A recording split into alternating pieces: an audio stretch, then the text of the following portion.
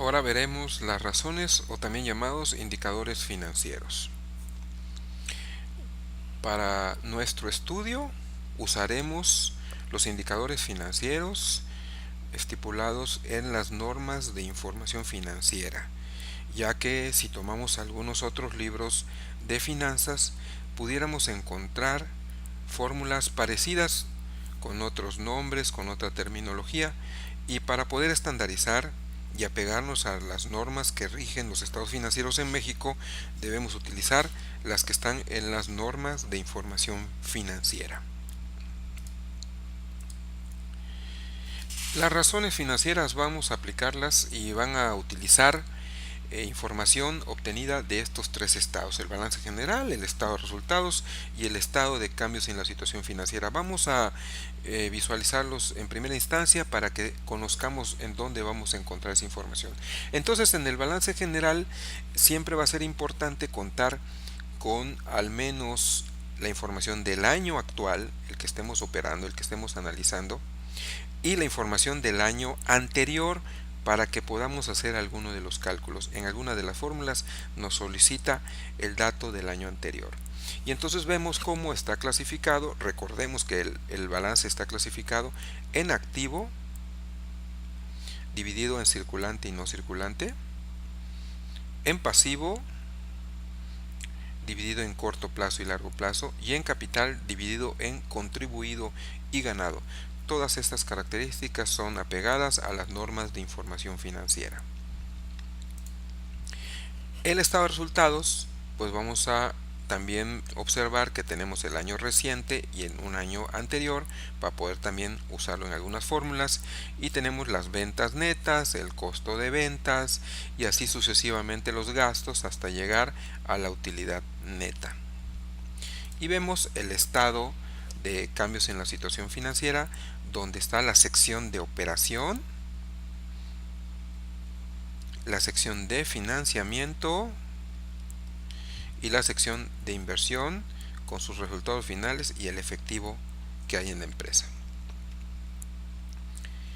Las razones financieras que vamos a aplicar se clasifican de varias formas. Hay razones que van a determinar, que nos van a ayudar a entender la solvencia de la empresa. ¿Qué es solvencia? Bueno, pues la solvencia debemos entenderla como la capacidad en general que tiene la empresa de poder cubrir al final de todos los tiempos con todas sus obligaciones de pago, con todos los financiamientos que hubiera contratado. Eso es solvencia. En ocasiones podemos también utilizar el término de liquidez.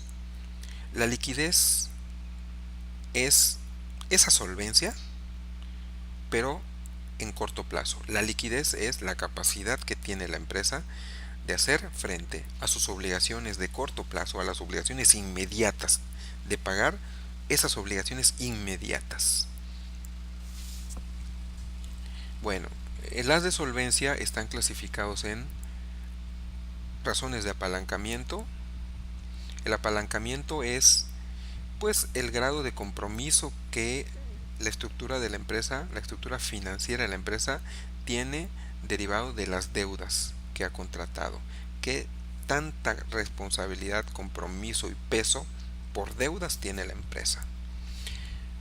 Las razones de cobertura, que nos ayudan a determinar qué tanto está cubierto las obligaciones de ciertos pagos y erogaciones que hay que hacer con los recursos que se generan y tiene la empresa.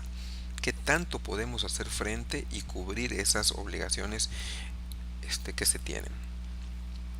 Las razones de liquidez, que precisamente como comentábamos se refiere a qué tanta posibilidad de pagar lo inmediato tiene la empresa. Otras de las razones son las que se refieren a la eficiencia operativa. Y esta, pues, como claramente está en el título, pues nos van a medir la efectividad, la buena forma y el buen aprovechamiento de los recursos en cuanto a la operación de la empresa, que también estamos implementando o usando esos recursos. Y la eficiencia operativa está dividida en a corto plazo, que se refiere a la rotación o renovación de los inventarios, qué tanto lo tenemos asentado y que no se mueva y que hasta se nos pueda volver obsoleto. ¿Sí? Las mismas cuentas por pagar a los proveedores, cuánto tiempo estamos tardando en pagarle, las cuentas por cobrar a los clientes y así sucesivamente. Y la parte de a largo plazo, que se refiere a esa eficiencia de uso de los activos, de los otros activos, no los de circulantes, sino los otros, los fijos, que también los estamos usando. Si en realidad estamos aprovechando el poder contar con esos activos fijos. Y la última agrupación que se tiene para las razones financieras son las de rentabilidad, y como también claramente lo dice el título, pues nos van a indicar el grado de beneficio o generación de rendimientos de algunas de los conceptos hacia la empresa. ¿Qué tan bien y qué tan rentables son esos conceptos para la empresa? Entonces vamos a ver qué tanto generan ingresos algunos de los rubros, cómo está ese apoyo, esa intervención o ese efecto de tener esos rubros con respecto a los ingresos de la empresa, y también qué tanto estamos generando de rendimientos en relación a la inversión. Este análisis lo podrán ustedes consultar en las láminas que están anexas. Vamos a hacer un ejemplo con dos razones financieras, con las dos primeras en la parte de solvencia, para poder comprender cómo se deben de interpretar. En las razones de solvencia veíamos que empezábamos con las razones de apalancamiento, y el apalancamiento ya habíamos platicado que se refiere al grado de compromiso, qué tan comprometida está la empresa por tanta deuda que pueda tener. ¿Sí? Entonces, centrémonos en lo que estamos tratando de entender. La empresa tiene pasivos. Sí, y esos pasivos, ¿qué tanto compromiso nos generan? ¿Qué tanto peso? Entonces vamos a tratar de comprenderlo. Y la primera razón o indicador financiero se llama deuda a capital contable. Y es una confrontación, es una división que vamos a hacer entre estos dos conceptos, como lo estamos viendo. Deuda a capital contable se calcula dividiendo pasivos totales entre capital contable. Fíjense, los pasivos totales de la empresa entre el capital contable. ¿De dónde obtenemos esta información? Bueno, pues tenemos el balance general, donde tenemos la deuda total y el capital contable. Entonces vamos a hacer frente a enfrentar a estos dos, ¿sí? Y entonces obtenemos el siguiente resultado.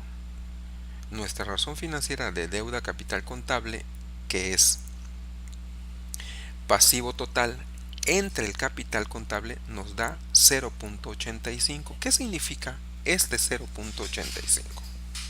¿Qué significa?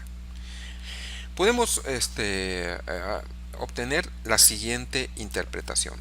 Veamos que la deuda total, los 513,000, pues es menor que el capital contribuido, ¿sí? Quiere decir que la deuda total, esto expresado en por ciento, lo debemos de leer como 85%.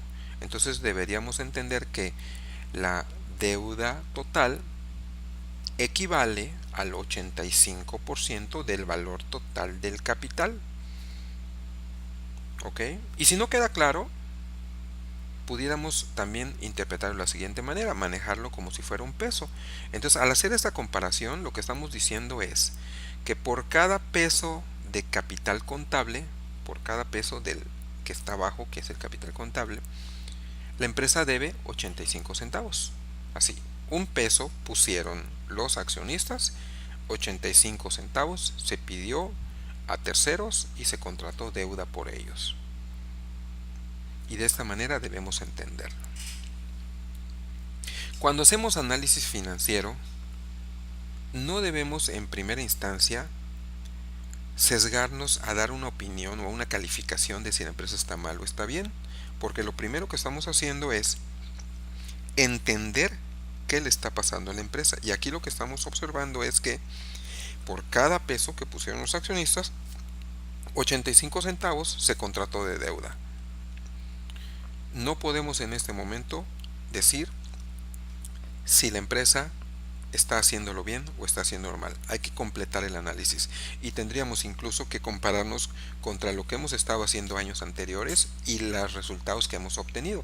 Si en años anteriores teníamos mejores rendimientos con una estructura diferente, una deuda capital contable diferente, entonces pudiéramos ya empezar a opinar sobre si está bien o está mal este número. Mientras no tengamos más información, lo único que podemos concluir es que esta es la proporción que hay entre la deuda y el capital contable. Veamos la siguiente razón financiera. La siguiente razón financiera se llama deuda a activos totales. Fíjenselo. Entonces, deuda a activos totales se calcula dividiendo el pasivo total entre el activo total. Y veamos de dónde obtenemos la información. Este es el activo total y este es el pasivo total. Entonces vamos a dividir deuda total entre pasivo total. Veamos el resultado. Acuérdense, el de arriba es deuda total entre entre activo total. Deuda total entre activo total. ¿Sí? ¿Qué observamos? El resultado nos da 0.46 y volvemos a hacer la interpretación. Puede manejarse como 46% también este dato. Entonces diríamos que si este de abajo es nuestro 100% porque es el activo total, diríamos que el 46% del activo total fue financiado con deuda. Dicho de otra manera, por cada peso que hay de activos totales, 46 centavos fueron financiados con deuda. Y por analogía, por descarte, la diferencia, ese 54% o 54 centavos de diferencia, ¿quién nos financió? Recordemos que deuda va junto con el capital. Entonces tendríamos que decir que aquí los activos totales son financiados 46% con la deuda total y 54% con las aportaciones de los accionistas. De esta manera es como deben ustedes realizar el análisis de una a una las razones financieras. Utilicen el archivo de láminas donde está la explicación de cada una de las razones y también pueden utilizar el archivo de Excel donde está el cálculo automatizado de cada una de las razones.